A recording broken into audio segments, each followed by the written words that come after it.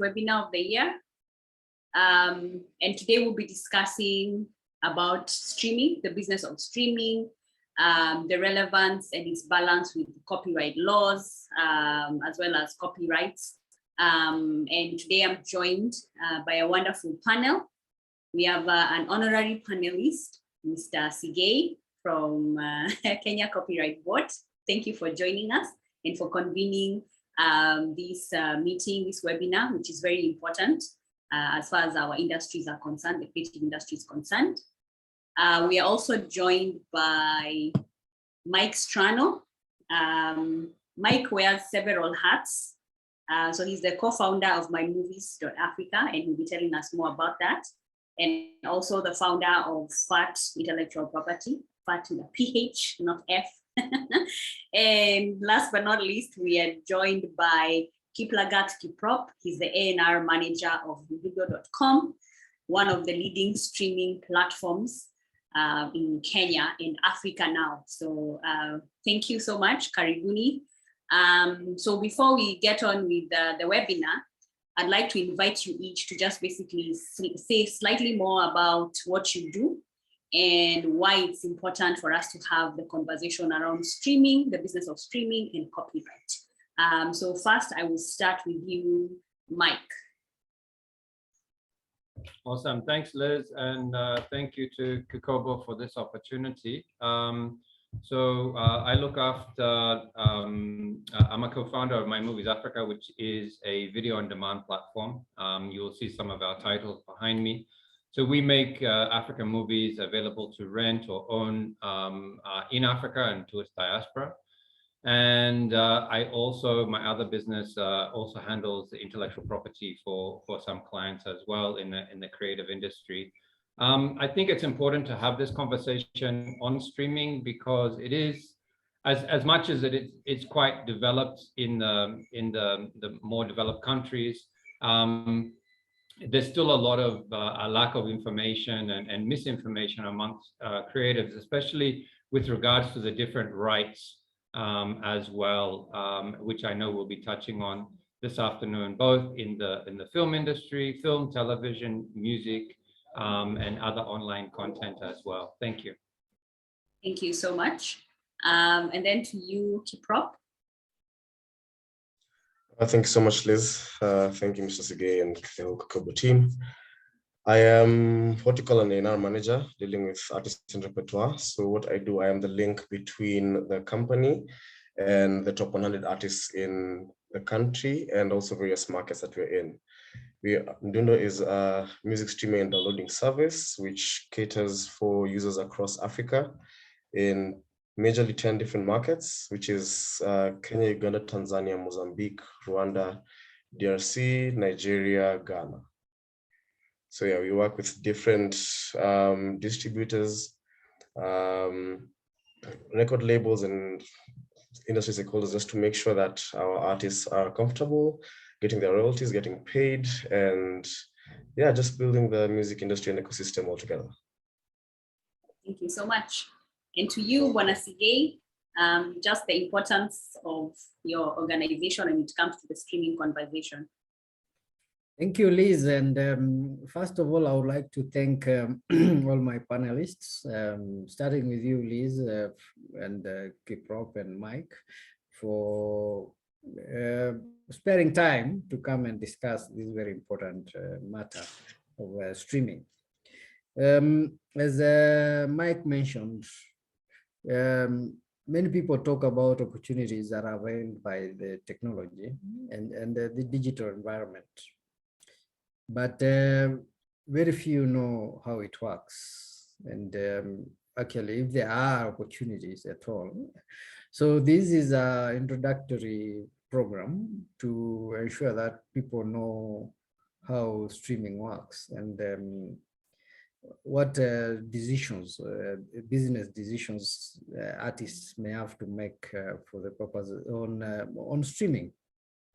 So I think I'll be urging all of us to listen very keenly, ask the questions, and engage us even beyond this afternoon session. So I wish to welcome our participants. The numbers are increasing, and you joined at the right time. And we appreciate if you will stay with us until the end. Thank you. Right, thank you so much. So I'll be your host, and almost panelist. I'm wearing like two hats. The beauty of that is that I also get to share my input, you know, as a panelist. So I'm Liz Lenjo. I'm an advocate of the High Court of Kenya, and I specialize in intellectual property, entertainment, media, and fashion law. And I practice under the name and style of my Legal Studio, which is a legal consultancy firm that deals with these specific areas of law. So, you know, with my legal hat, I also tend to be at the center stage of streaming in terms of assisting clients to either get their content on streaming platforms, as well as helping businesses as well entering the streaming business and trying to employ the streaming business. So today's webinar will commence with a short presentation that I have prepared to sort of introduce this conversation. And then we'll have a couple of questions that I will throw to the panelists with me today. And then after which we will have a Q&A session. So I ask you to kindly share your question and answers on the Q&A bar and not on chat, because if you do so in the chat section, it might be difficult to find them. So kindly use the Q&A, and then at the time of the Q&A, we shall be able to address your questions and have a conversation around them. So please don't be shy, take advantage of today's session. In any ordinary time, in the absence of such presentations, you'll be paying premium dollar to access such information.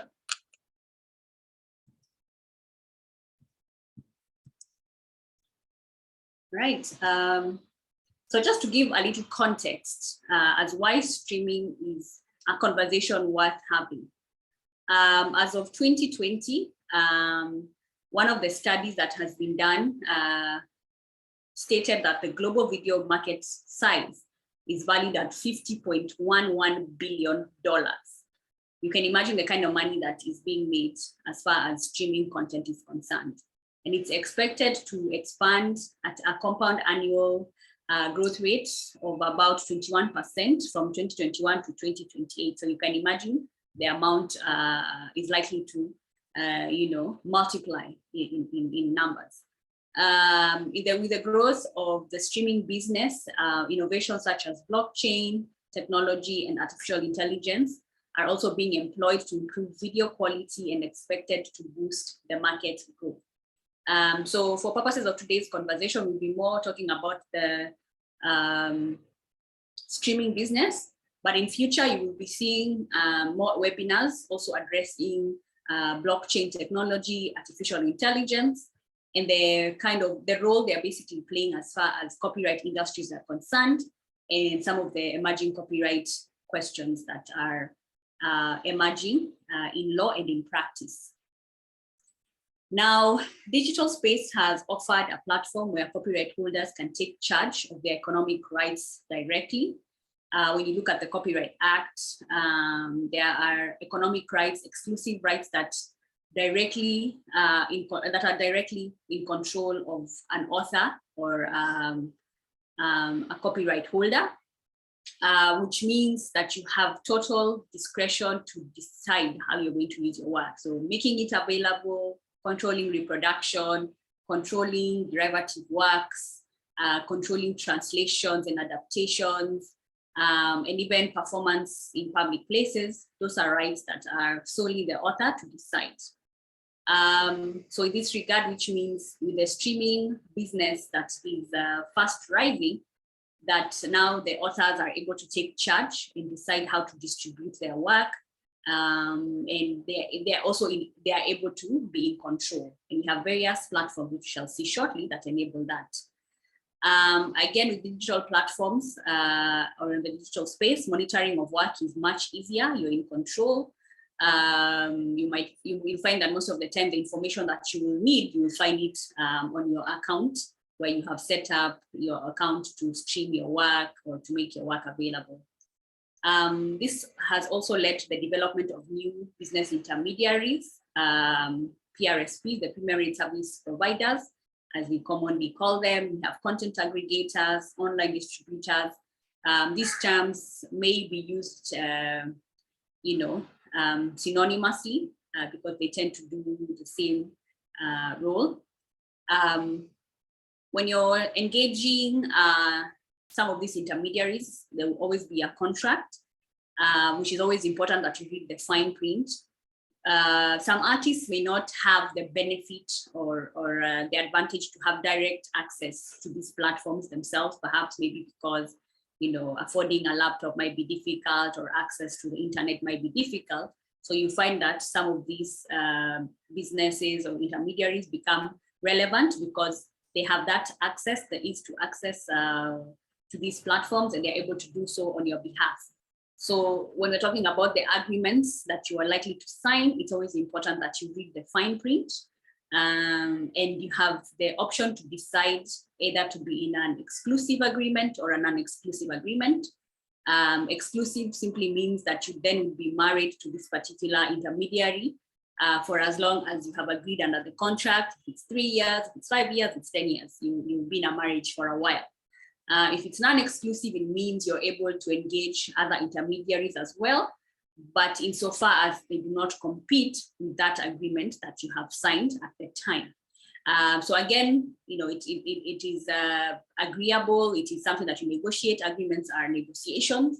So please never be, fed the narrative that it is a standard template or it's a standard way of doing business. No, contracts are about negotiation.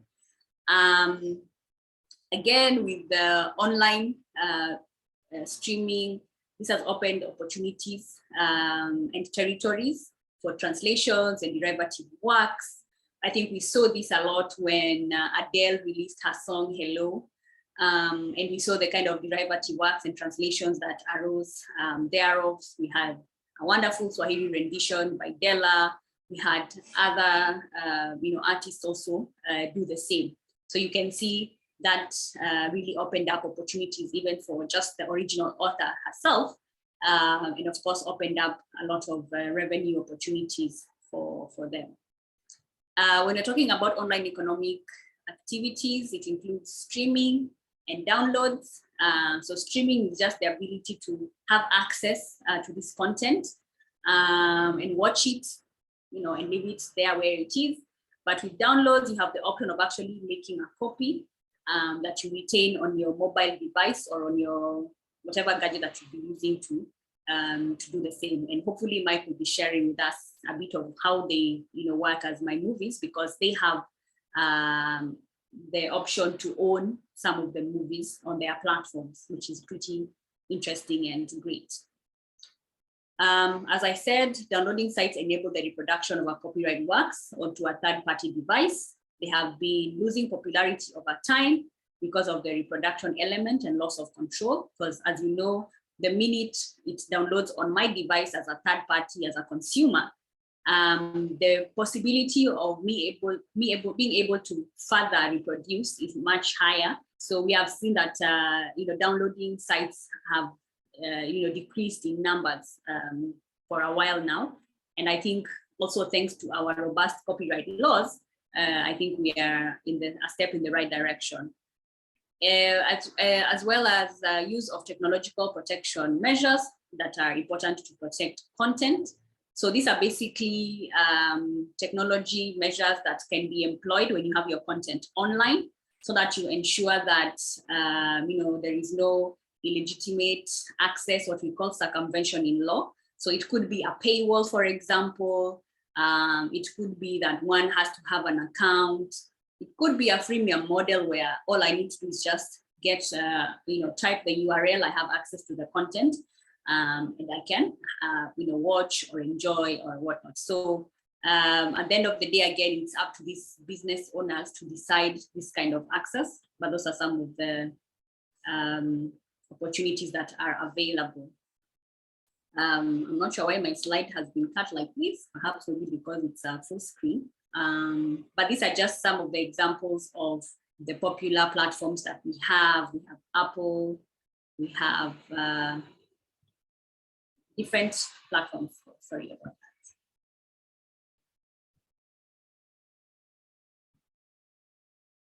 Oh, my technology tends to do things to us, so my apologies for that. Let me share it again. Yeah, so as I was saying, these are some of the platforms that we have. Some of these might not be very popular in Kenya, save for YouTube. And again, as I talked about agreements earlier, these platforms always come with agreements, what we know as terms and conditions, and also known as pop-up contracts. So it's always important that you read the fine print so that you understand what kind of relationship you're getting into. How does that affect your content? How does that affect other agreements around your content as well? Because the agreement that you signed first as a business owner or as a content owner is likely to affect or determine how you sort of commercialize your work thereafter. So it's always important that you read the fine print.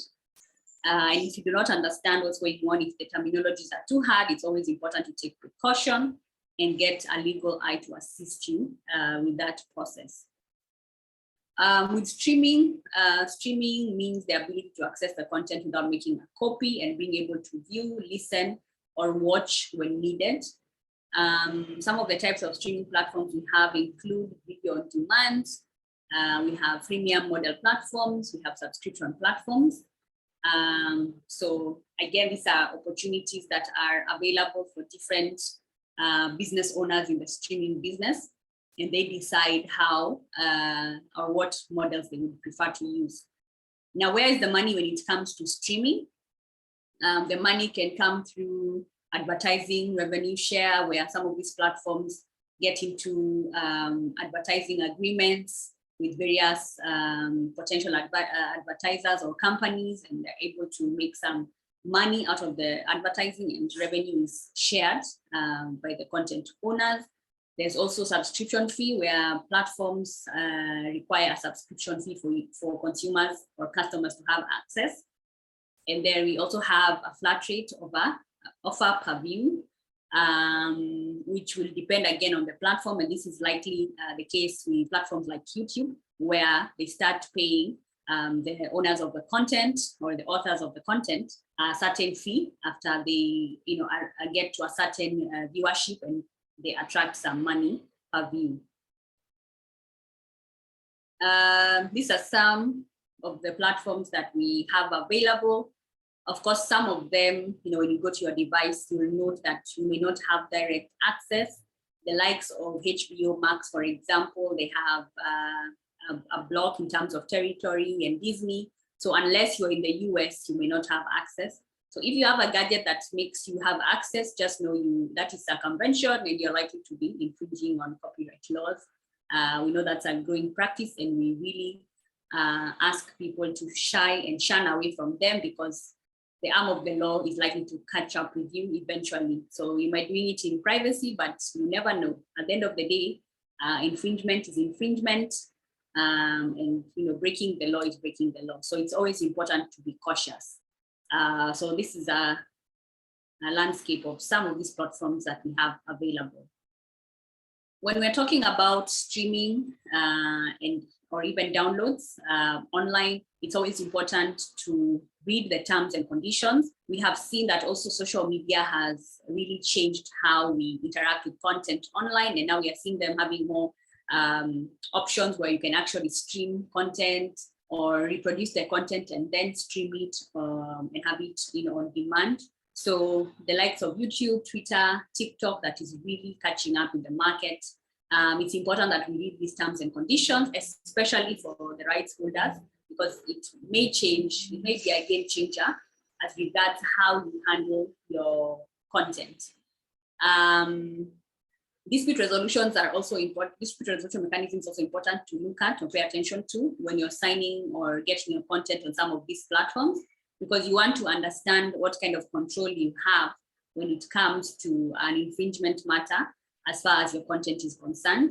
And you would like some element of sort of control or the ability to reach, it's affordable enough, or you can find access to legal representation should you need so. You have the flexibility to explore mediation and arbitration as opposed to going straight to court. Those are some of the things you always want to look at. Of course, issue of jurisdiction is important. Which country will take precedence? An app created in the US, for example, is the US law going to be, the law that will take center stage? Should there be a dispute? Again, the issue of, must this dispute be resolved in the USA or if it's flexible? Those are some of the things you want to take in consideration. And then, of course, the issue of takedown notices, which is very important, which is a copyright practice that is provided for in most legislations around the world, where if you find your content has been uploaded online, you have the right to issue a takedown notice, because in the absence of your authorization as a copyright holder, it constitutes infringement, and that is a right that you have in law. Again, it's always important to read that in some of these platforms. So what are some of the revenue opportunities? It opens up territories and avenues of exploitation. Like you said earlier, when you have an exclusive engagement, for example, you have the opportunity to say, I will work with this particular service provider in Kenya, I will find someone else maybe in West Africa, I will find someone else in Europe. You have that kind of flexibility. Again, if you decided for an exclusive as well, you'll explore how you still get to maximize your opportunities. So it will all depend also with your IP strategy as a content owner or as a copyright holder. One can negotiate and have agreements with various aggregators, as I said earlier. So especially in the non-exclusive context, you can get into business with various platforms and distribution companies as you so wish, which means that essentially your eggs can be stored in different baskets, as opposed to an exclusive arrangement where all your baskets are likely to be, all your eggs are likely to be in one basket. So which could be a very dangerous situation if your contract is not well negotiated or well understood by yourself, especially as the rights holder. So case of common practices, PRSPs are the conduits by agreement, which means that they are more of intermediaries. So it's always important that you understand their role, their contracts, so that you're aware at the end of the day, how is your content being exploited, so that there is no question about who owes you the money, who owes you any revenue share, or in some cases where it might be royalties, who owes you any royalty. These agreements are most of the time in our industry, especially in Kenya, we have seen very unscrupulous practices where some companies tend to hurry up the process of drafting and signing. So we ask content owners, we ask copyright holders to always think twice before they sign on the dotted line. If it's going to be, if you're being rushed to make a decision as regards your copyright, then you need to think twice. You need to take a pause and ask yourself whether it's something that you must do and why it cannot wait. It's always important. So do not be waylaid by some of these practices that could easily make you blind to some unscrupulous businesses or practices. In some instances, we are seeing lack of transparency in accountability practices. Again, this is something that you can also tell from some of these agreements, be it the pop-up contracts, the TNCs, be it the direct agreements that you will sign with the PRSPs. Always look for the accountability clauses. How are you able to monitor your work, especially where you do not have direct access to your content, or being able to actually just police how this streaming is taking place and the kind of numbers that you are likely to be attracting. For musicians, we are seeing that if they're in the setup of a label, as far as streaming is concerned, the situation may tend to be problematic because of the kind of agreements that they sign. So again, it's something that you always want to negotiate for, negotiate what kind of revenue share will be in question, especially if you're in a 360 agreement. 360 agreements are basically those where the record label manages the musician or the talent. So they manage, they publish, and they also record. So they have those three roles that they play. So they sort of are around the artist. So again, that is one of the things that we are observing as practitioners. Then as far as related rights is concerned, specifically around performance rights, BGVs, actors, and instrumentalists, that is still a conversation that is yet to sort of be really solidified in terms of their place, in terms of their ability to earn, because as we know, the traditional model has been that the BGVs are paid, the actors are paid at the time of doing the job or engaging with the artist to sort of support the creation of this content. But what happens after that? Because with streaming, there's also what we call in layman terms a repeat performance, which means the content is constantly earning money. But as far as that is concerned, we are aware that we have the CMOs like PRISC, Performance Rights Society of Kenya. But to what extent basically can these rights also be taken care of and factored in the context of streaming? Again, streaming also affects the book publishing business aside from music and film. So we are seeing a growth in ebooks and audiobooks. So again, this is something that for the authors who are in the webinar today want to think about. You may have been thinking that streaming is only an issue for music and film, but guess what? As the book publishing business, you also have a stake, you have an opportunity for commercialization for both the businesses in the publishing space, book publishing space, as well as for the authors. So this is something that, again, can also be exploited more by Kenyan authors. These are some of the platforms that are available online for, publishers and writers. So it's something that's worth taking note. Same strategy as what I mentioned earlier for music and film. So takedown notices, as I said earlier, are important in the context of exploiting content online. These are provided for under Section 35A and 35B of the Copyright Act. I'm sure if you guys have gone online, you've seen there's a petition ongoing around a very peculiar proposed amendment that proposes to get rid of this very important section. So when you get an opportunity, please sign that petition. I think it's still ongoing. I would say that ISPs need to be also protected to ensure the longevity and strength of the business of content service provision, CSPs. As far as our act is concerned, unfortunately, it only covers the ISPs, the internet service providers. So, to factor in the streaming business, it is something that we need to think about as we look at always beefing up our copyright laws. Perhaps we want to also include CSPs. They'll be covered with the takedown notice. And eventually we can see what kind of preliminary clearances they will need to have to ensure that they do not upload any infringing content on their platforms.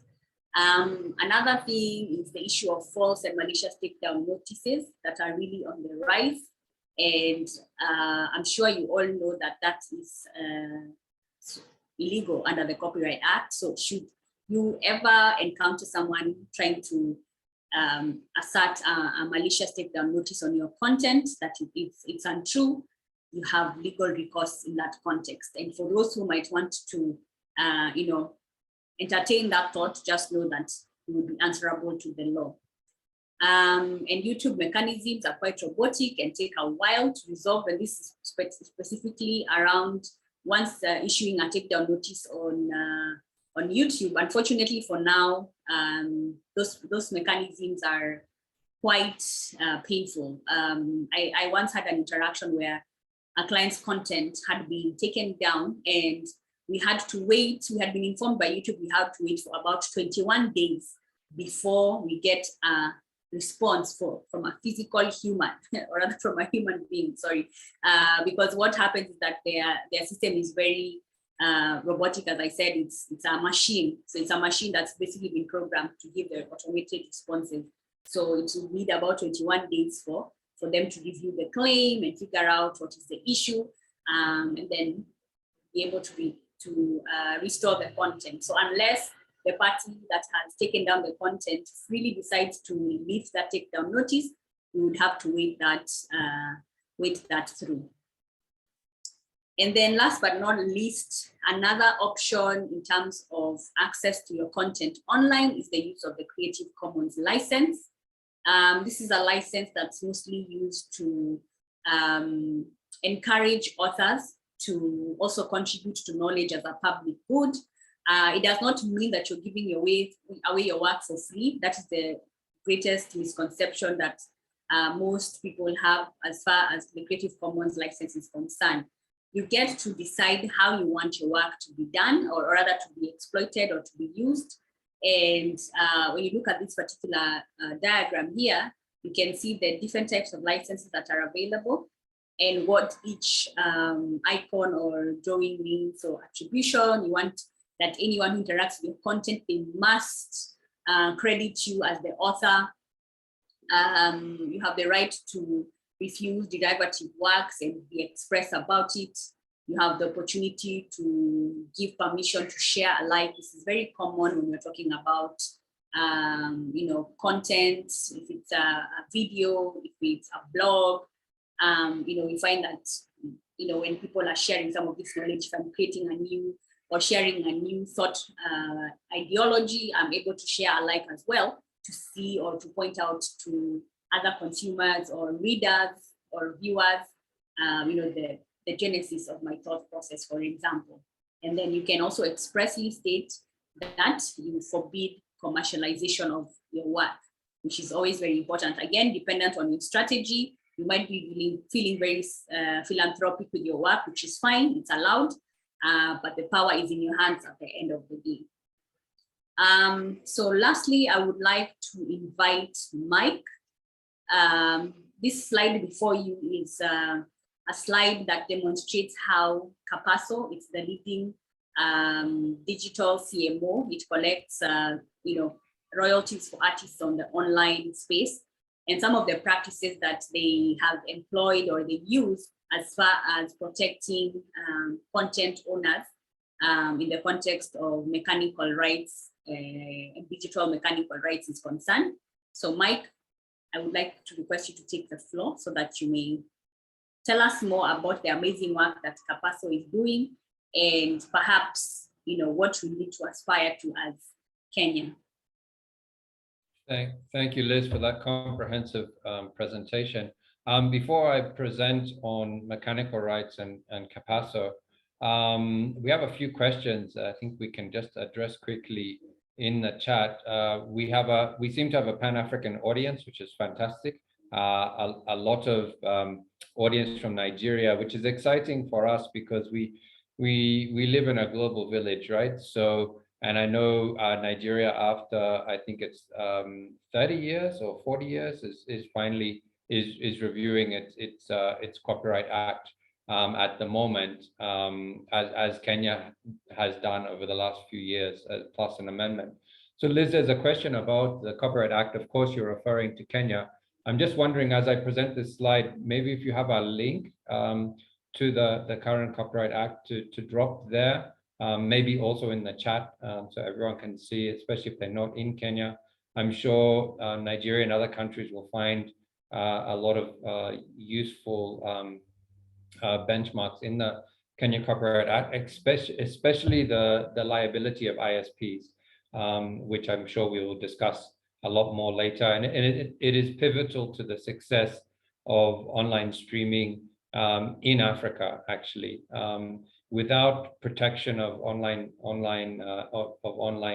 online environment from piracy, which currently takes 95% of the revenue out of creatives' pockets, the online industry for all the big brand names we're seeing, it's not going to be viable, and it really does need to be viable. And And luckily, one of the advantages of digital, which is ironic because digital was with Napster was one of the first pirates in the digital, but it then led to an easier way to actually curb piracy. It's a lot easier to curb piracy in a digital environment than it is in a physical environment, if we have the right legislation and cooperation in place.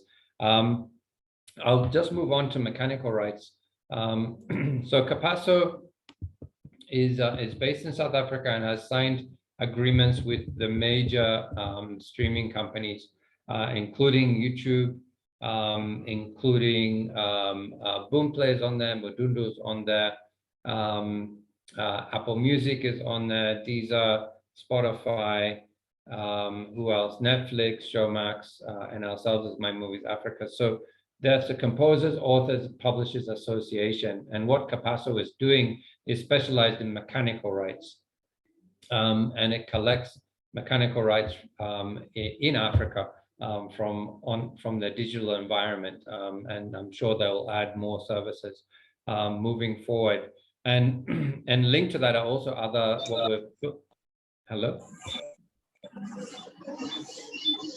Could you mute? We just have the mics off when people presenting. Thank you. Rahab, if you could take care of that.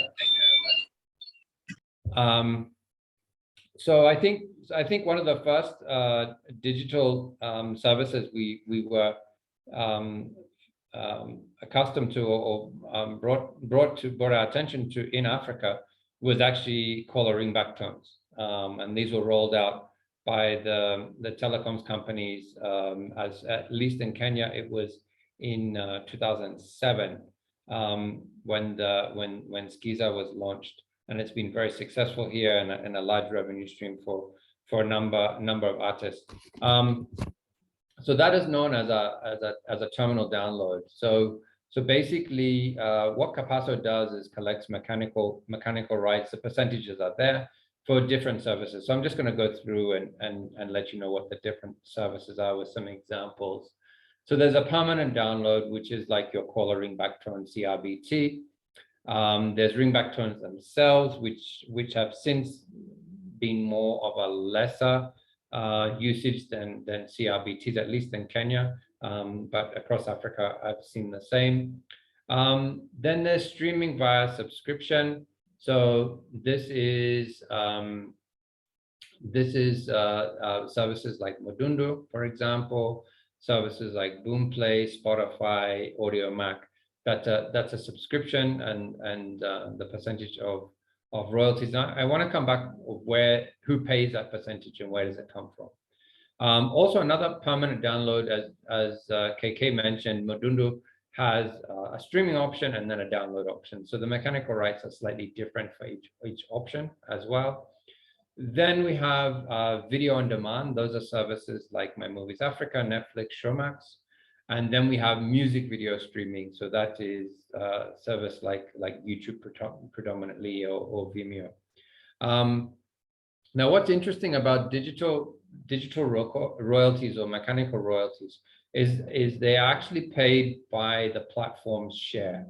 So for example, I'll give YouTube as an example, that YouTube essentially would pay, depending on the agreement, normally the owner of the content, 60% of the revenue. Now, sometimes that goes through a distributor, sometimes that comes directly, depending on the agreement with YouTube. From their remaining 40%, they pay another, I've seen the percentage there of 4.5% from their own side. And that now goes to the mechanical royalty. So the difference here in terms of who gets paid and who pays. So for the first share that's paid out, that's the owner of the work. So we would call it in music, the owner of the master right, for example. You could also, look at that as being the executive producer, for example, in film or television. So the owner of the work gets the majority of the share of anything that is in the digital environment, depending on the agreement. So at My Movies Africa, for example, we have a 50-50 revenue share. So the owner of the work gets 50% of the revenue for every rental. and for any download or own for life. Now, what the mechanical royalties are meant to do is to compensate the other rights holders in the work. So in terms of music, for example, the other rights holders may be the authors and composers and publishers, and that's what Capasso collects on. So when, back to the music example, when YouTube pays out to an artist or to a label, they may pay out that 60% through a distributor or direct. From their 40%, they'll pay 4.5% overall of the 100 to now Capasso as a collective management organization. And then that is then split according to the different shares of the work between the authors, composers, and publishers. So it's another way in terms of where you sit in the industry.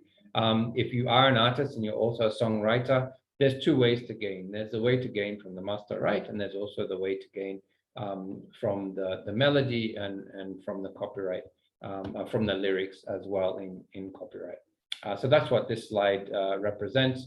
So my advice to anyone in this is for music, for anyone in the music industry, either become a member of Capasso to collect your mechanical rights, or join a publisher who is a member of Capasso to remit your mechanical rights. There's quite a lot of mechanical rights sitting in South Africa for other artists, other musicians, songwriters, publishers around Africa that aren't collected. If they aren't collected in 3 years, they go into general distribution, which is generally distributed to all of Capasso's members, regardless of who worked on the work or not. So that's basically it, Liz. Thank you.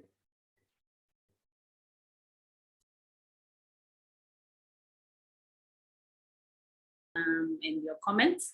So I think going forward now, I have a few questions for you and Prop, and then we'll now open up to Q&A. So I think my first question, I'm starting with Prop, is who manages streaming decisions and issues of income? I'll start with Prop and then to you, Mike. Thank you so much, Liz. For the streaming decisions, and it's according to the platform, but also depending on the business model for the platform. Because if you see, Spotify and Dundo both have a freemium subscription, while Apple Music has its own paid subscription. And so they're able to decide how much goes back to the artist, and well, rather the revenue share that goes back to the artist and that goes back to the corporation for the different users. For people like Spotify and Dundo, where we are actually a freemium basis, we also charge for subscription after selling ads. So the revenue is usually split by a certain percentage. Let me speak from Dundo, which is 50-50%. So 50% of the ad revenue goes into the company, 50% of the ad revenue goes into the artist pool. So just depending on the companies or the platforms model is where they decide how much everybody gets. Yeah. Thanks. And to you, Mike. Yeah, that's fine. So again, very similar. It varies per platform. I think in this session, KK can address music and I can address film and television. It does vary per platform. In terms of video on demand, there are a few types of video on demand, and not many people understand video on demand yet. So let me just go through. There is what we call AVOD, which is ad-supported video on demand. So that is YouTube. So that is video content that has adverts either embedded in the content, similar to what Modundo does with music in terms of ad-supported, or dynamic, as we see with YouTube popping up. Also in the US, there was a service called Tubi that was AVOD as well. Then we have subscription video on demand known as SVOD. So these are where monthly subscriptions are paid. So this is your Netflix, your Showmax, your Amazon, for example, HBO Max, Disney Plus. Then you have a transactional video on demand, which and electronic sell-through. So this is My Movies Africa. So this is where you pay to rent for a period of time, 48 hours to 7 days. a piece of content. We specialize in film at the moment, film, documentaries, shorts, features, animations. And you can own it for life as well, which we call EST, which is electronic sell-through. There's a new type of VOD, which is very new, and it was born out of COVID, and it's called PVOD, which is premium video on demand. So what premium video on demand is, it's a window, it's a licensing window for mainly film content. So straight after cinema, a piece of a film will go into premium video on demand, where you actually find that it is online, yes, but it's a rental and it's at a premium price because it is a new release. It's very similar to the cost of a cinema ticket. But of course, when you're at home, you know, you're sharing one cinema ticket, if you like, between a household, as opposed to going to the cinema and buying a ticket each. So that's how it works in terms of the different VOD windows.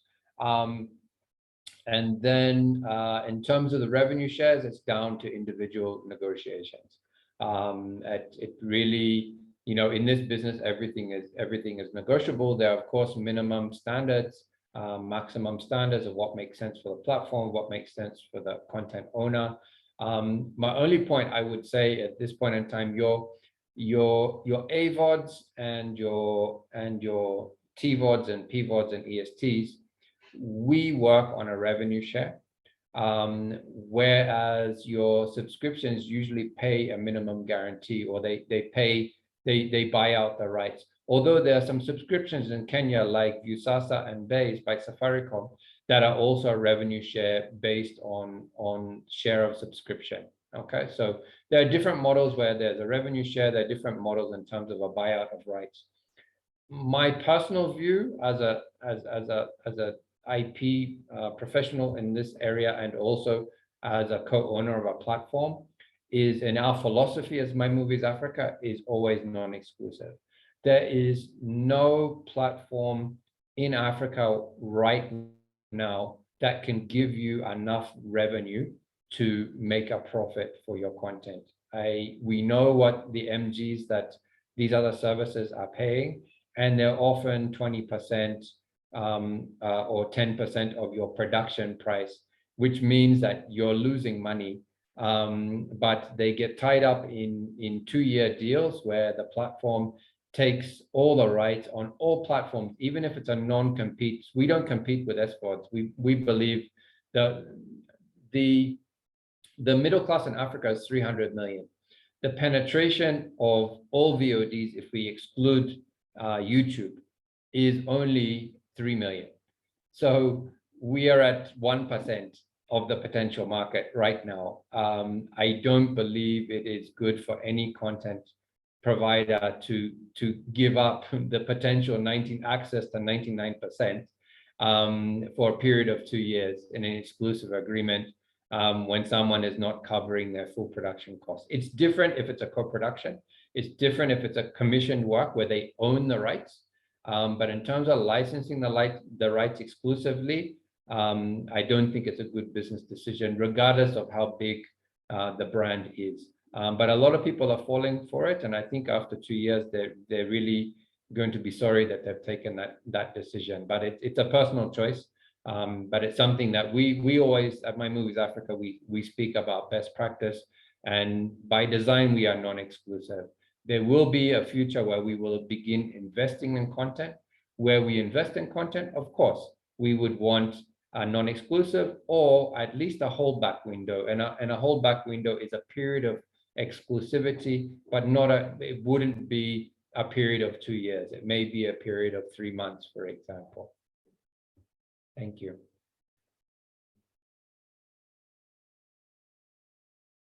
I have an interesting follow-up question for you, Mike, specifically, because your model is slightly different from Dindo. Dindo has a more freemium approach. In my presentation earlier, I talked about technological protection measures and also what we have, digital rights management information. Yeah. And people tend to shy a lot away from streaming, online exploitation of work, because they always say, oh, it will be pirated very fast, people will make copies and blah, blah, blah.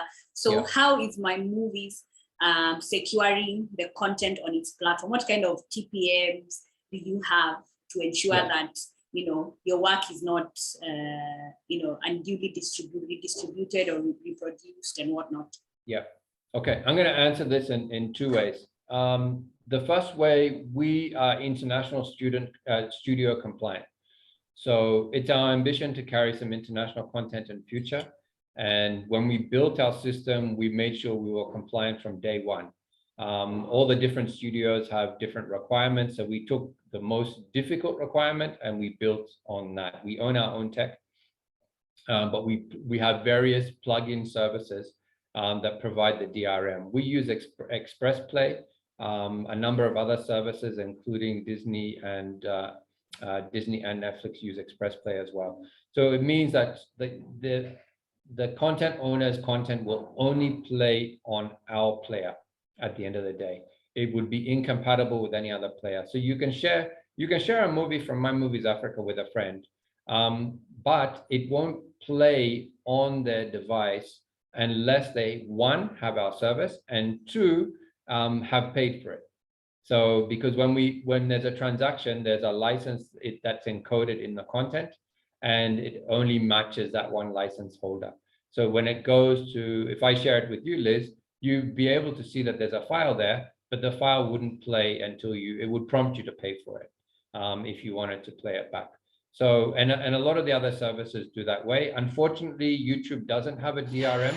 YouTube is one of the biggest sources of piracy in Africa and the world because it doesn't protect the content.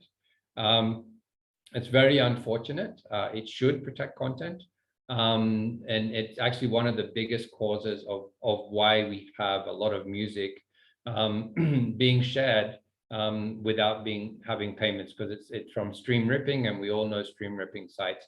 But going back to liability of ISPs, in Kenya, under our law, we want to make sure that ISPs block a customer's access to a stream ripping site, not only to the site that houses the content, but to the site that can enable pirated content as well.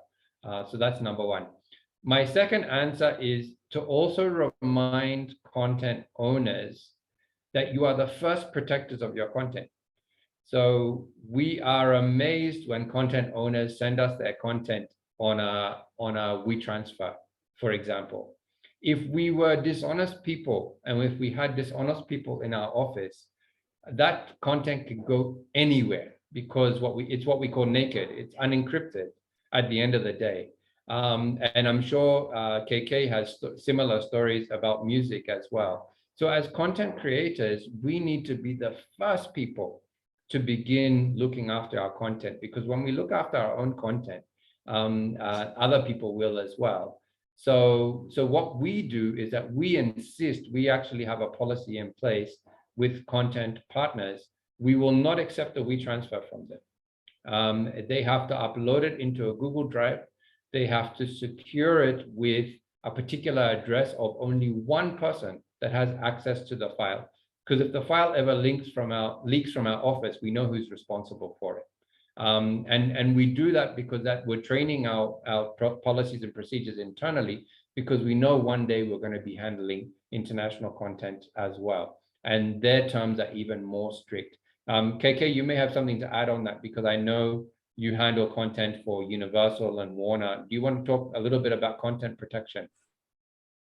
Yeah, so what we actually do is we give every single song that comes on, we give them a content ID. So it's just a digital signature that we have, and then it's implemented immediately once the song is put up and ready for download and streaming. And then we also work with a third-party company that actually scans the internet for our content IDs. So we scan for these IDs like twice a year, and then file for infringement, or actually just ask them to shut down their site because now that's reaching everybody's ID. And yeah, so we just try and shut down all legal sites that perpetrate piracy. That's very useful insights. And the reason I also thought we have that particular issue addressed is, just even for Kenyan software developers to see that the opportunities are there for them to plug in as far as online content exploitation is concerned, the kind of innovations that they can also work on. So if you have any software developers, I hope you are listening keenly and you can see some of these opportunities. Secondly, I think Mike illuminated a very important issue as far as how you share your content. It's very important. I've been at a film festival and I saw people share their films using flash disks, and it was very scary to observe. So I think it's really important. It's a very important issue to have been raised. I think the last question I want to ask before we open up to Q&A, and I hope people are ready with their question and answers. I can see we have about 7, keep them coming.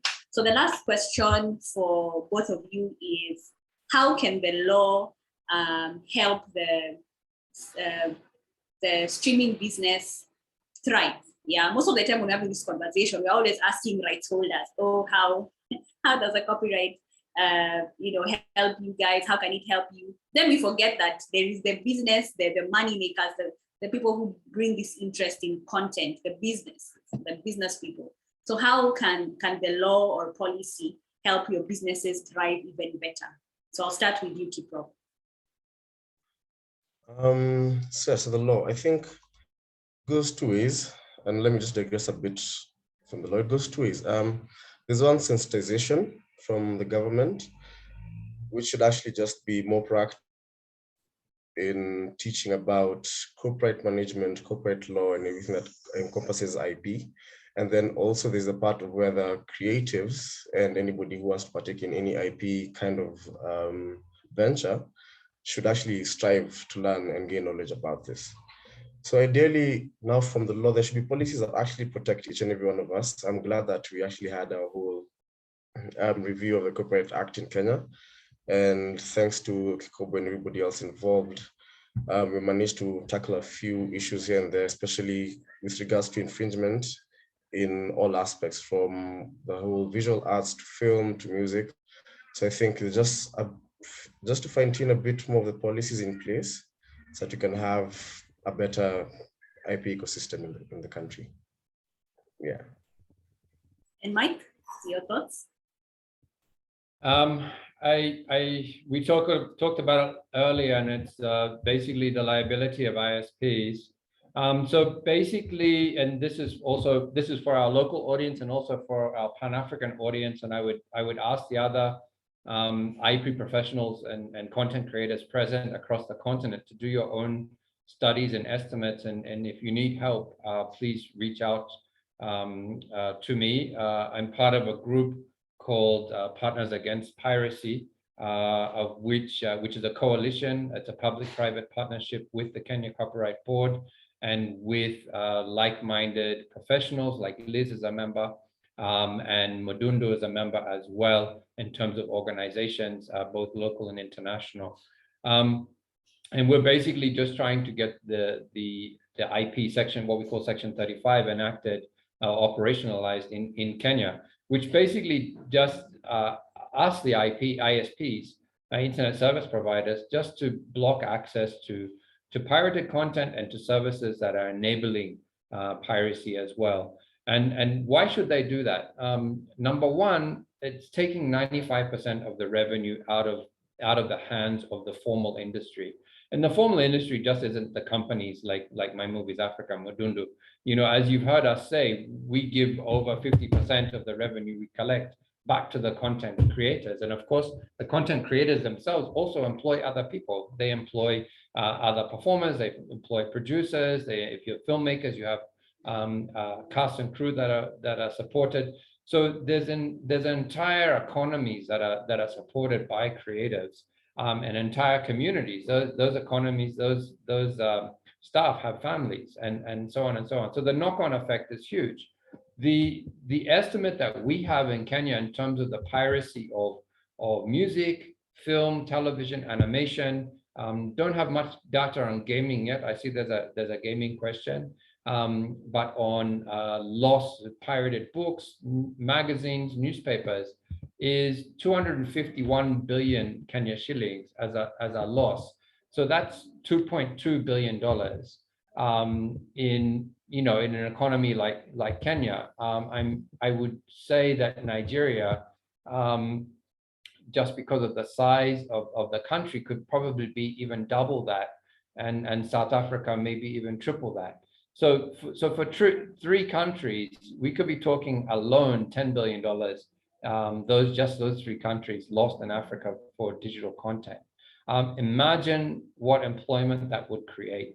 Imagine what investment, local and international, that would attract. So that's one, is the economic loss. Two, a lot of people don't know this, and it's important for us as an industry to highlight it. The people behind, so when you see free content online, let's also remember that nothing in the world is for free, right? Everything comes at some sort of cost. So when a consumer is downloading a piece of free content, it's often loaded with a malware.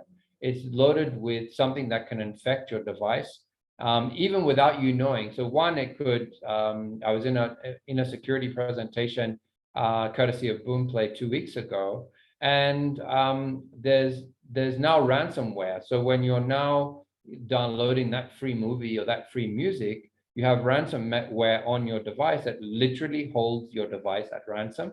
It holds all your data or your emails at ransom, and you have to pay a price to get it all back, including passwords to your social media accounts and what have you. We've heard so many social media accounts as well that have been hacked. A lot of the access for this hacking comes through pirated content as well. So one, we need to enlighten. I like what KK said about the role of government in helping us grow the awareness as well. We need to enlighten the consumer that pirated content, as well as taking money away from creatives, you're also putting yourself at risk of criminal activity. The other point of that is that it is organized crime at the end of the day. And revenue, when these people hold your data at ransom, or steal your data and sell it, or create fraud for you by having identity theft, these are not random individuals. These are organized criminals.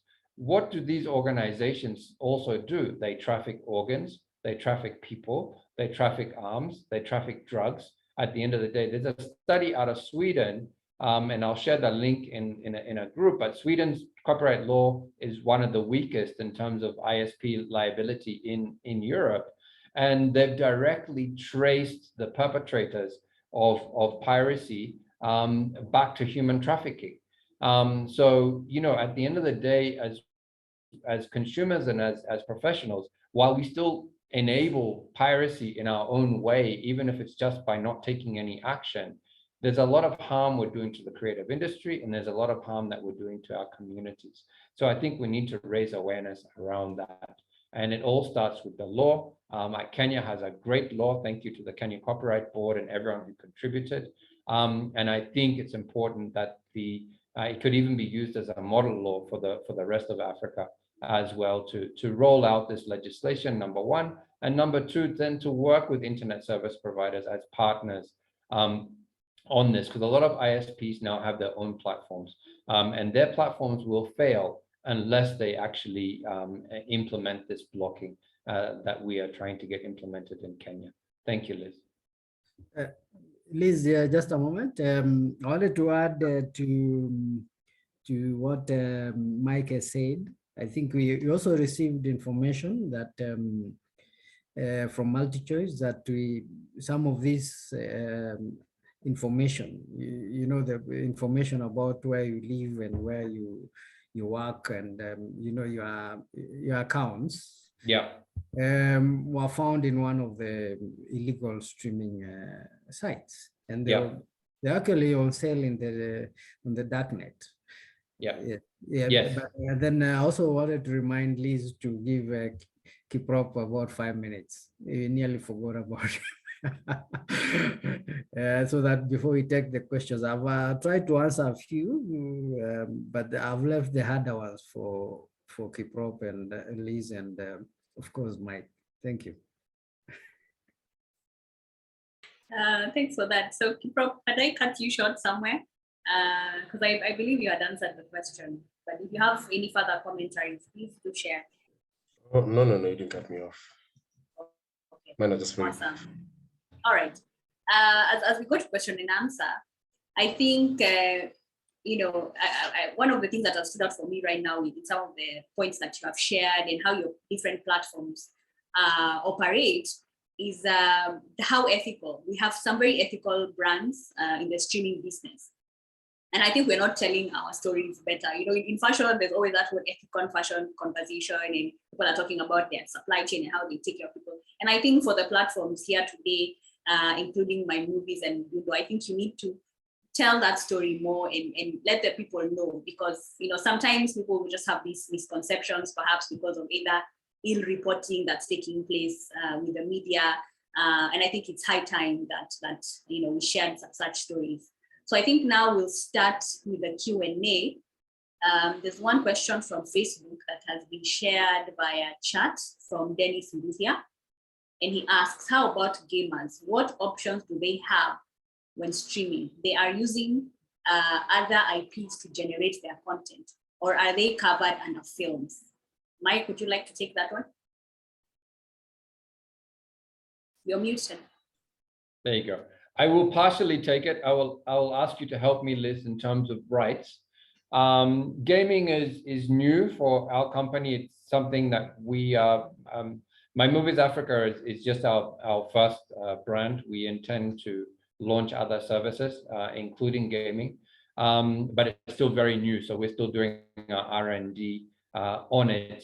I understand services like Twitch that are owned by Amazon is a gaming platform. That's really the only one I know, apart from all the Xboxes and what have you. It's a new area for me, but this is one of the reasons why we are interested in it, because there's a lot of game developers coming out of Africa, and we see that they're not able to reach the market. So that's one thing we're looking at, and we're looking at having a non-exclusive service moving forward. In terms of the IP that is used,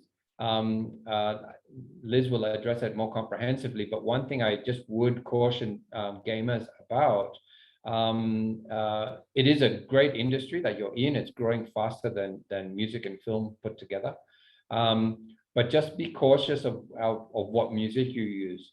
As Fat IP, we license music in advertising, film, television, and gaming. So just be, fortunately, a lot of the platforms do check if you have licenses in place before you upload. So just be cautious that you remember that if you are using any music in your games, that it's either from Copyright Commons and it is copyright free, or you've got permission from the rights holders. In terms of the other things that gamers use to put their games together, maybe the animations or maybe even the tech, I'm sure that you use a lot of open source in terms of software. I would encourage you to do that. I would discourage you from using any pirated software. Again, as if we're going to stand up against piracy as content creators, we also need to make sure that we're also not pirating ourselves in using pirated software, because then we're no better than anyone else. And these days, thankfully, there's a lot of open source alternatives available out there. Liz, do you have anything else to add about rights? Yeah, I think I'd add that, one of the challenges that we are seeing, especially Kenyan and maybe African gamers are facing, is when they rely on third-party IP, they tend to do so from an infringing standpoint. There is hardly any rights clearances involved. So that perception that, oh my gosh, it might be expensive, but you forget first and foremost, if it's not yours, you must clear the rights. Otherwise, it's an infringement. The law cannot let you benefit from an illegality. So for you to create, say a game, for example, using third-party IP, then you'd be in trouble. So it's important that you clear the rights. If you're going to use open source, again, please read those terms and conditions. Some of them may be restrictive. So just because it's written open source doesn't mean that it's open per se. Yeah, you have to really read and interrogate the terms and conditions before you proceed, because you may find yourself infringing because you didn't read the fine print as well. So again, as I said, the rights clearance is very important. It includes even the design elements. Some issues arise that sometimes the person has not done proper homework and understood, what it is, what has been protected. It's always important that you do the whole assignment, you do that research to know what it is you're doing. If you decide to hire a software developer, for example, as well, make sure that you are also able to monitor and ensure that what they're also doing is ethical, that they're created from scratch and whatnot. Because again, unfortunately, even some software developers can be unscrupulous and they may misrepresent that they have created some software or source code from scratch, and they take advantage that you may not understand coding, you may not understand the science behind all these things, and they get away with murder. So again, you always want to have that extra eye on that. At the end of the day, it won't matter whether you had hired a software developer. If you're the end user, you would be liable for the copyright infringement. So it's important that you clear those rights, and then you are able to sufficiently and accurately monetize. All laws around the world as far as copyright is concerned, you may create derivative works, but if you have not cleared the rights, as long as the copyright of this particular work that you want to use still exists, then you're going to be infringing. So you want to clear those rights, and then now you can monetize the derivative work. So in this instance, if it's again using third-party IP, it would be a derivative work because you've not really created it from scratch, but you have sort of borrowed from already existing intellectual property. So that's what I would make as a comment. Kiprop, would you like to add something? No, I think that's okay for me. I just wanted to appreciate, Faith, that we have a really good conversation happening in the chat and questions as well. Thank you, Faith, for sharing some information from WIPO on open source. Please, guys, if you need some of these resources, when we close, the chat won't be available. So just grab these resources now, click on those links. Someone has asked me about how they get their content onto My Movies Africa. I've shared the contacts there. Also, Kip Lagat has shared his contacts as well in the group. I know Liz will also do the same. Liz, I think we can take a couple more questions. I see there's a question about revenue on streaming from Tim. I believe, Tim, we've covered that already, and this recording is already on Facebook, and you can go back to Kokobo's Facebook page to rewatch it anytime as well. Liz, are there any other questions we want to cover off before we close? Yes, so just a follow-up question here by Dennis on the gaming conversation. How about those who record their gameplay to stream? Sorry, would you like to make a comment on that? What was the question? Sorry.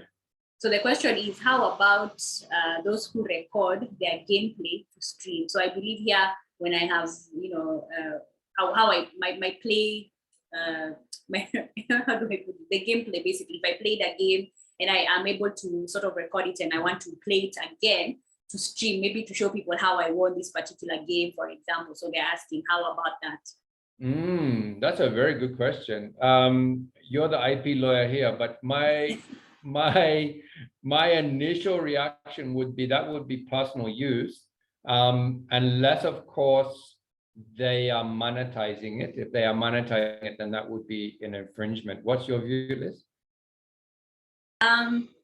I would say that as long as you start streaming, especially if, let's say, you were to put it on YouTube, for example, the likelihood of it crossing over from private use or personal use to commercialization is higher, right? Which means that you are likely to interfere with the rights ability to even redistribute this particular game, to make available, because they should be the ones to control their work, because this is their work at the end of the day. And it may interfere with even their strategies to market, to boost more distribution and whatnot. So in that regard, I would say we'd be working on very thin ice. If I was to put it maybe on Facebook or TikTok and it's just a few minutes or a few seconds, then you could get away with that, because again, now you'll be able to argue private use. But if I'm going to show a whole 1 hour of how I played this game and I won competitor X, then I think that would be a game changer. And I always advise that we see also international cases and situations that are arising because sometimes you don't have to wait for it to happen in your country so that you say, oh my gosh, it's illegal. No. At the end of the day, the legal ecosystem feeds from each other. As you can see, as far as ISP liability is concerned, this is a conversation that started in the US, and it's now a worldwide principle. It's in the EU, it's in Africa, it's in Asia, Correct. It's everywhere, Correct. So again, don't imagine that you want to play catch up. So my recommendation is, if you're going to use it on YouTube, steer carefully at the end of the day, because limitations of copyright are not absolute, which is something that people need to always remember. And what I appreciate YouTube for is their content ID tool. So once you get over a certain level of views, content ID does kick in and does make sure that any infringements are picked up as well. And if we assumed in his question that it was his game, but maybe if he was playing a FIFA, for example, and he was trying to use it as a tutorial for other gamers, you may find that it gets picked up by content ID after a certain number of views, and it just becomes blocked, and there's an automatic takedown. And after a few takedowns, also YouTube will disable your channel. So very, very important to highlight that. Liz, I'm suggesting we go to the top of the Q&A. Mike, just a moment. Yep. Go ahead. Yes, just before you leave, I want you to Kiprop and yourself to give us some prediction. What do you think? If 5 years from now, what are the what do you think would be required on our part? I appreciate, of course, my movies and of course Mdundo, but our the footprint really is really very limited, isn't it? We are dominated by global players. What do you think? What is the next step really about how do we deal with this? Because I would really prefer African startups in this area. I don't know what population can we get real value. You mentioned the market is so little, but at the same time we have a diaspora market. So really, I'm not sure what needs to be done. Thank you. Sorry for asking the question. No, don't be sorry. You should just be sorry for switching off the camera. Kiprop, you want to start? Yeah.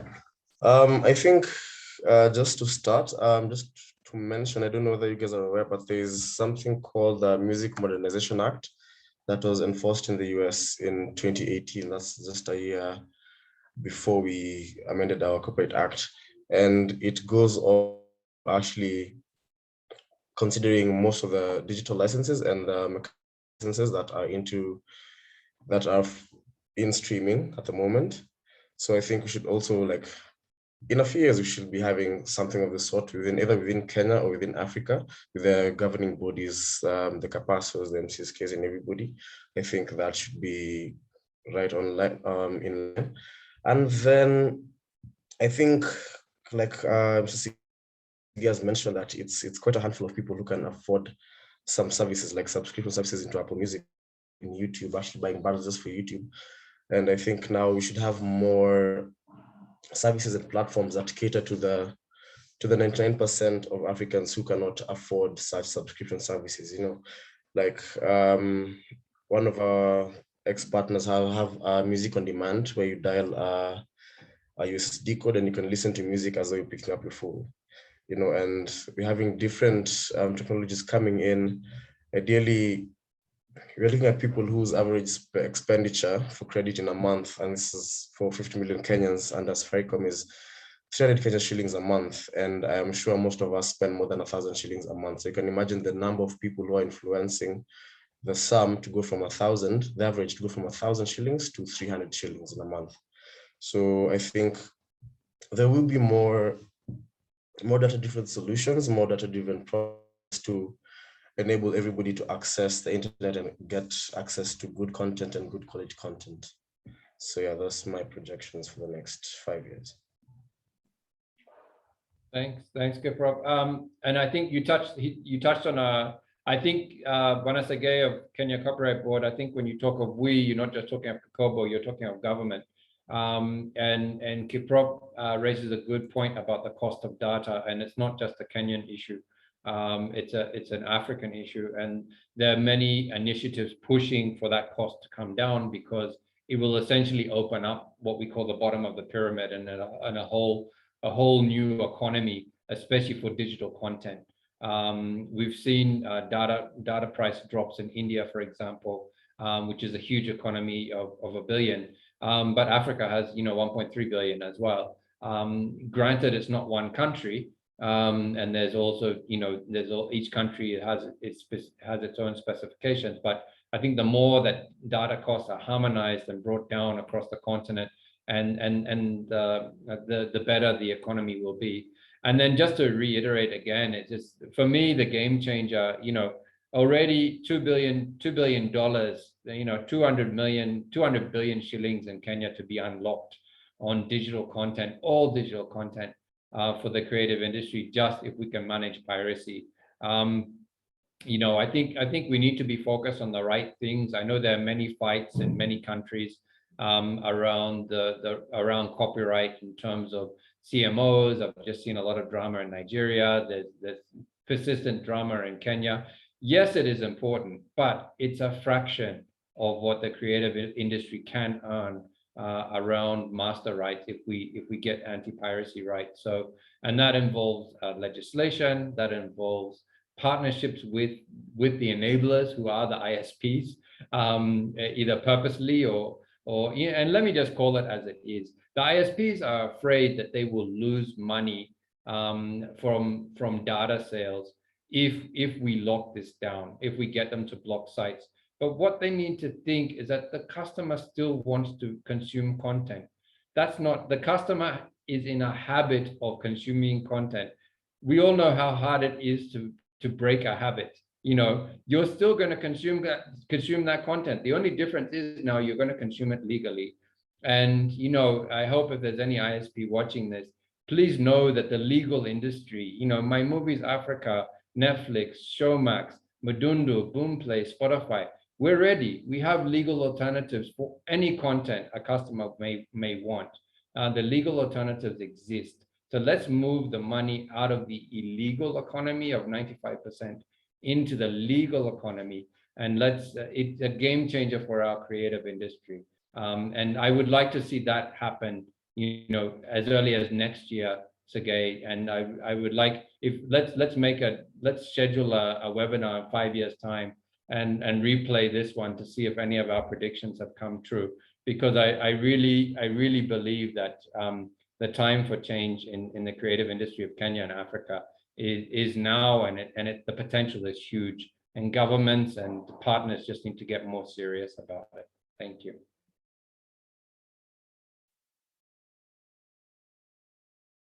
Perhaps some other questions have been raised. We sort of answered during the presentation and during our conversations. So this one goes directly to Kiprop. Jerry Gitonga says, some streaming sites provide music downloads for free. For example, Leswanika songs on Mdundo. How does that help the musicians? Do you have a comment on that statement? Yes. So ideally we give it out for free. That's what it seems like. Well, from the user end. But from our end, we sell ads space and everything. So we actually have a form of revenue. So no download is actually free. We actually pay for each and every download that's happening on the website. So there's no free song. Actually, we are actually paying out royalties to every artist that's on the platform twice a year. Yeah. Wonderful. Thanks for that. Before I throw a very interesting question to Wanasige, do we have any commentary on NFT, non-fungible tokens? What kind of projections do we see as far as content is concerned in Kenya? What are your thoughts? Basically, that's what I'm seeing the theme in the question being asked. It's very exciting area. I'm glad someone's raised it, and we should have actually you know, it's a growing area. And, you know, I don't know if people know, but the Muhammad Amin Foundation just released a bunch of content as NFTs by Mo Amin. His son released it in the US a couple of months ago to raise funds for the foundation, and it's more of NFTs at the moment. It's being, my understanding is that it's working off an auction base. But yeah, like anything, any content, just generally any digital content that's going to generate revenue is at the risk of piracy and infringement. So will it have an impact? Yes, the adoption will probably be a bit slower in Africa than we're seeing in other markets, but it is picking up. I'm in a community of animators, and they're talking about it a lot.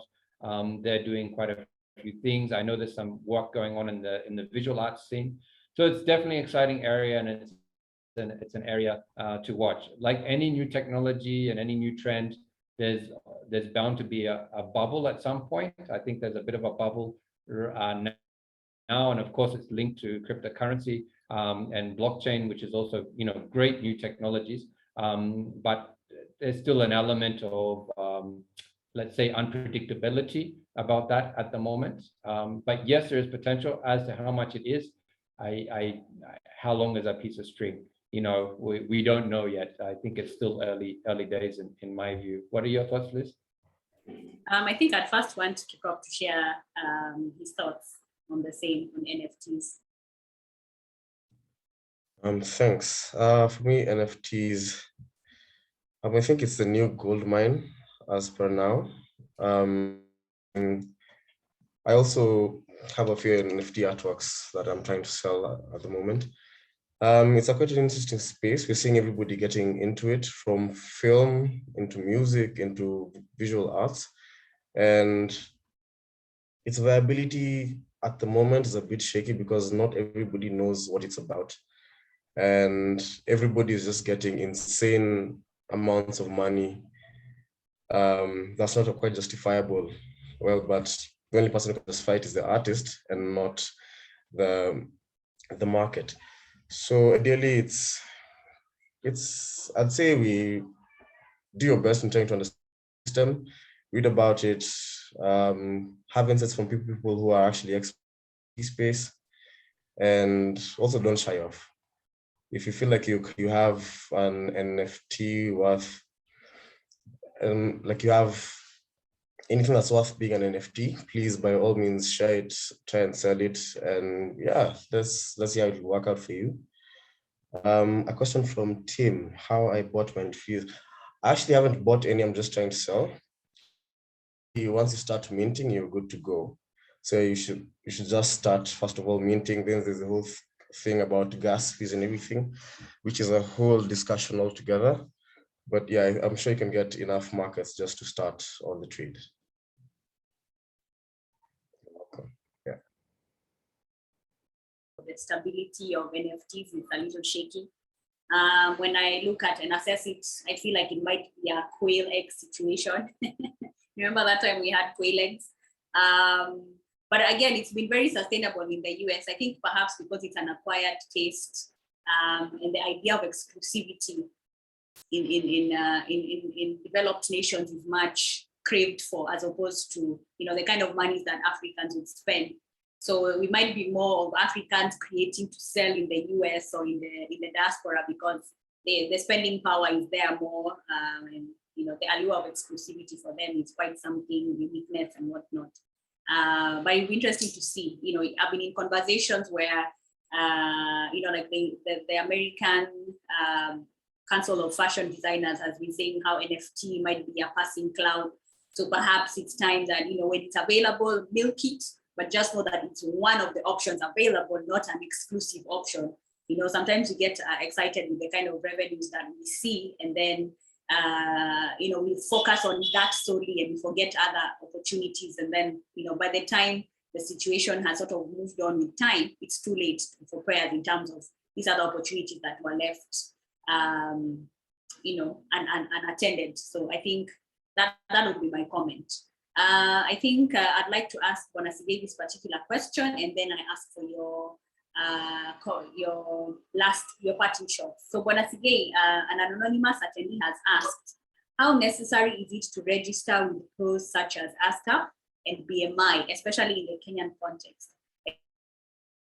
And what is the alignment, if there is any, between those big pros and our Kenyan CMOs? All right, thank you for the question. Most of the our CMOs, mainly MCSK, has links with some of these other composer organizations, and unfortunately, they don't remit funds that have been received there. And fortunately, these organizations do not bar anyone from membership on the basis of nationality. So if you have a content and the content is likely to be consumed in those markets, you can always be a member of even the European CMO. Even Capasso provides for this membership for composers and publishers. So if somebody wishes, really, there's no bar, and I think it would be a desirable thing to be a member directly instead of using through the local CMO. So I would advise that if you can, please do. Yeah, they are likely to render a better account. Yes, but I would also like to double on the discussion about NFT. I've noticed the last 2 months, I'm seeing a lot of reports of theft, actually, and piracy, copies being made and stuff. So as you said, it's something that we can wait and watch, and if you can be able to get money now, please go ahead and get the money. We are planning something for next month or early February on this discussion about NFTs, AI, blockchains, and related issues. And if any of you is interested in participating as a panelist, please get in touch with Kenya Copyright Board so that we can have a discussion on how to handle these matters. Because even Liz and even Mike,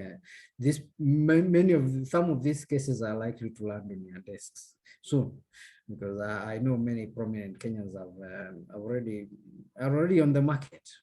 I think Kipchoge did his, and he got a substantial amount of money, but not as much as the others. But of course, it's a lot. It's something we should try. I'm happy that Kenyans are experimenting. They are innovative, and they want to be part of this. Karibuni, and I hope you don't get burnt.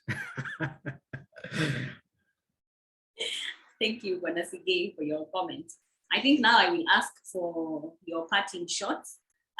For the attendees, some of the questions that you have raised, when you watch the video on Facebook, you will find that most of the questions that you had raised have been answered.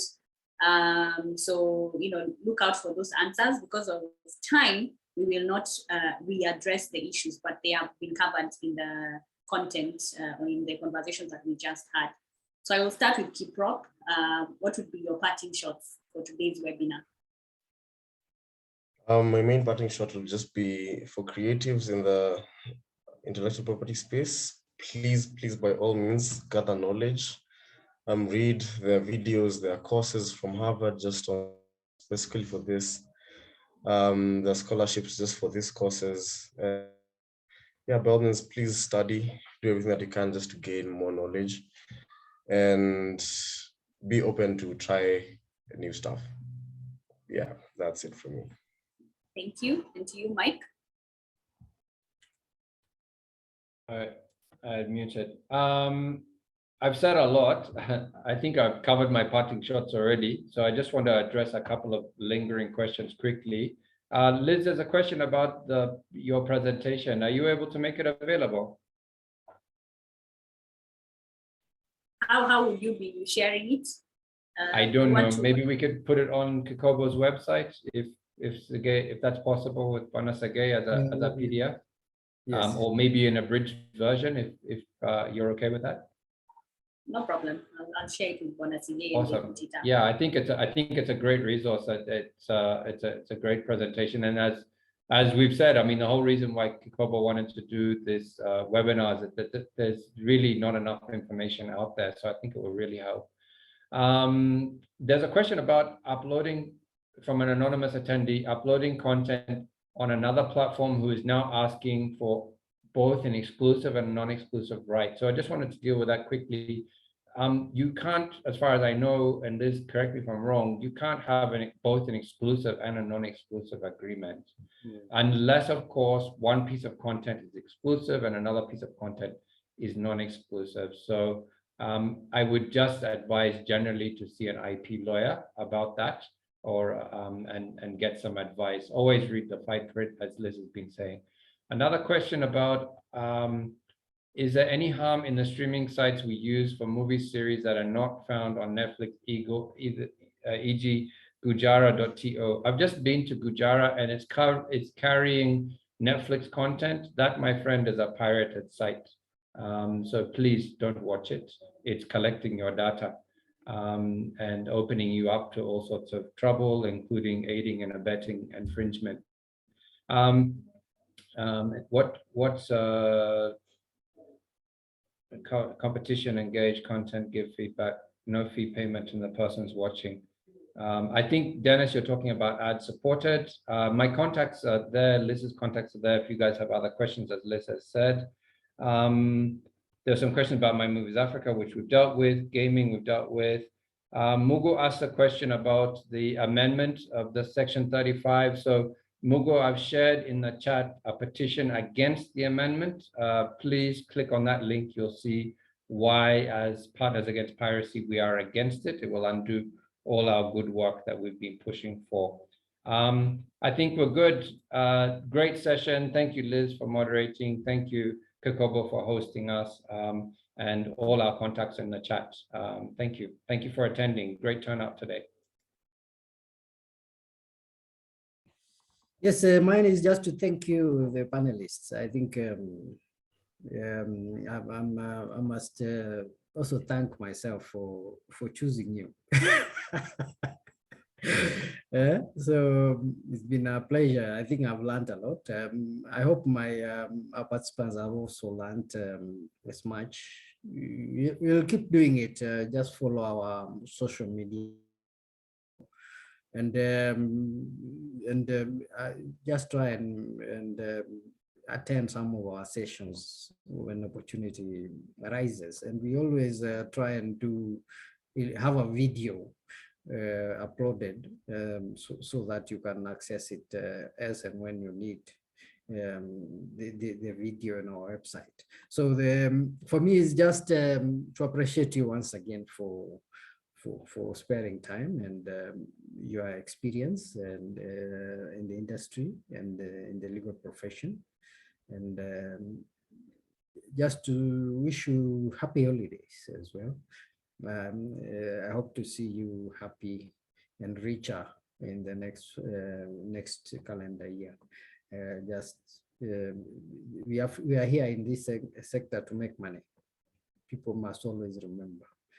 Streaming is one of your options, and there are other opportunities that we must take.